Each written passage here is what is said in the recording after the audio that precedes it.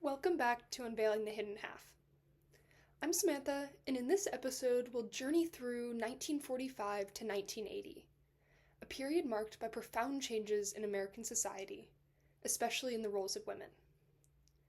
From post-World War II transformations to the rise of second-wave feminism, women were at the forefront of groundbreaking social and political shifts.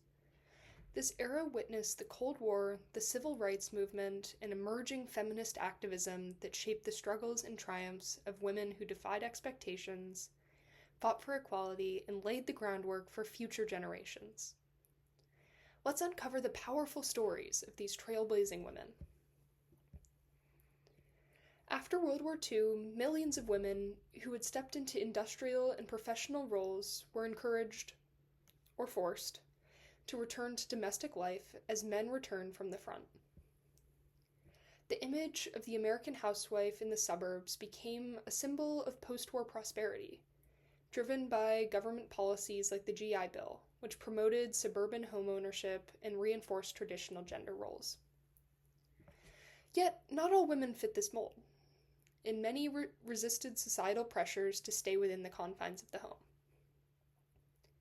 Frances Perkins, the first female U.S. cabinet member and a key architect of the New Deal, continued to fight for labor reform well into the post-war years.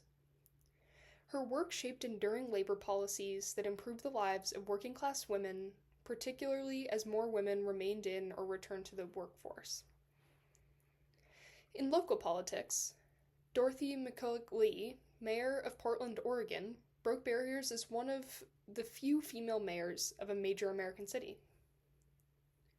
Meanwhile, women like Margaret Chase Smith defied the era's political restrictions as the first woman to serve in both the House and the Senate.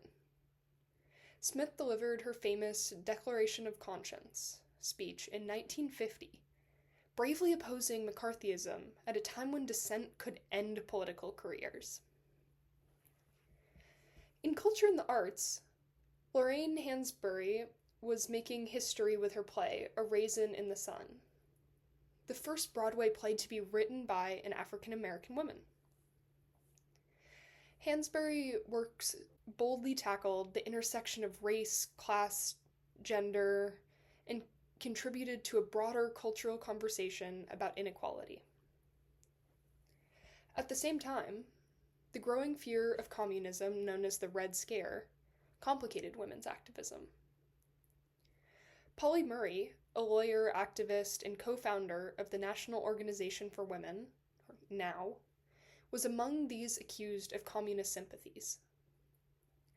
Murray tirelessly fought against racial and gender discrimination, coining the term Jane Crow to describe the dual oppression faced by Black women in America. The 1950s and 60s were pivotal for civil rights activism, and women played indispensable roles. While Rosa Parks became an icon for her 1955 refusal to give up her bus seat, her activism went far beyond that single moment. As secretary for the NAACP, Parks worked for years alongside other leaders like Ella Baker, who was behind-the-scenes powerhouse in grassroots organizing. Ella Baker's influence on the Student Nonviolent Coordinating Committee, SNCC, and her philosophy of participatory democracy empowered ordinary people to lead, contrasting sharply with the top-down leadership styles of many male civil rights leaders. Baker believed that leadership should come from the masses, an idea that would later influence feminist organizing. Diane Nash coordinated the Freedom Rides in the Selma voting rights campaign, risking her life to challenge segregation in the South. Fannie Lou Hamer, a sharecropper turned voting rights activist, also became a key voice, famously declaring, "I'm sick and tired of being sick and tired." Her advocacy for the Mississippi Freedom Democratic Party in 1964 helped challenge the exclusion of Black citizens from political representation. The rise of second-wave feminism in the 1960s, propelled by works like Betty Friedan's The Feminine Mystique, inspired women to question their societal roles. Friedan's book, published in 1963, spoke to the discontent of many middle-class housewives who felt trapped by domesticity. This frustration led to the formation of the National Organization for Women.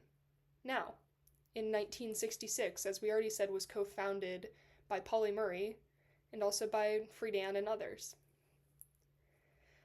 In the political arena, Shirley Chisholm shattered racial and gender barriers as the first Black woman elected to Congress in 1968. Her slogan, "Unbought and Unbossed," can still be found on t-shirts today. And Chisholm's historic 1972 presidential run made her a trailblazer for women of color in American politics. The 1960s and 70s saw growing attention to reproductive rights, a cornerstone issue for second-wave feminists. Margaret Sanger had laid the foundation earlier in the century by advocating for birth control, but legalization battles continued into this period. The Supreme Court's 1965 decision in Griswold v. Connecticut legalized contraception for married couples, while Roe v. Wade in 1973 legalized abortion nationwide before the viability line of about 24 weeks. However, reproductive justice went beyond the right to abortion. Women of color, particularly Black and Latina activists, emphasized that access to healthcare, childcare, and protection from forced sterilization were also crucial parts of this fight for bodily autonomy. The struggle for equality also played out in the push for the Equal Rights Amendment, the ERA, first introduced by Alice Paul in 1923. The ERA gained significant traction by the 1970s thanks to the leadership of figures like Gloria Steinem, Bella Abzug, and Betty Friedan. Yet, the ERA, which passed Congress, would ultimately fail to achieve the required ratification by 38 states by the deadline imposed by Congress, in large part due to the opposition from conservative figures like Phyllis Schlafly, who argued that it would disrupt traditional gender roles. As second-wave feminism progressed, it faced criticism for centering the experiences of middle-class women. Writers and activists like Audre Lorde, who we'll talk about more in our next video, called out the movement's exclusion of women of color, lesbians, and working-class women. Lorde's work, alongside the writings of the Combahee River Collective, became foundational texts for intersectional feminism, challenging mainstream feminism to address the interconnectedness of race, gender, class, and sexuality. Flo Kennedy was another forceful critic of mainstream feminism's lack of intersectionality. As a lawyer and founding member of NOW, Kennedy fused feminist and civil rights activism and advocated for a more inclusive approach to social justice. Women of color continued to play crucial roles in the labor movement. Dolores Huerta, co-founder of the United Farm Workers, fought for the rights of Latina farm workers, organizing nationwide boycotts that improved conditions for thousands of laborers. Her slogan, "Si se puede," became a rallying cry for both labor and feminist movements. In the Native American rights movement, Wilma Mankiller emerged as a powerful figure advocating for indigenous sovereignty and later becoming the first female principal chief of the Cherokee Nation. Her activism began with the occupation of Alcatraz in 1969, a turning point for Native American activism.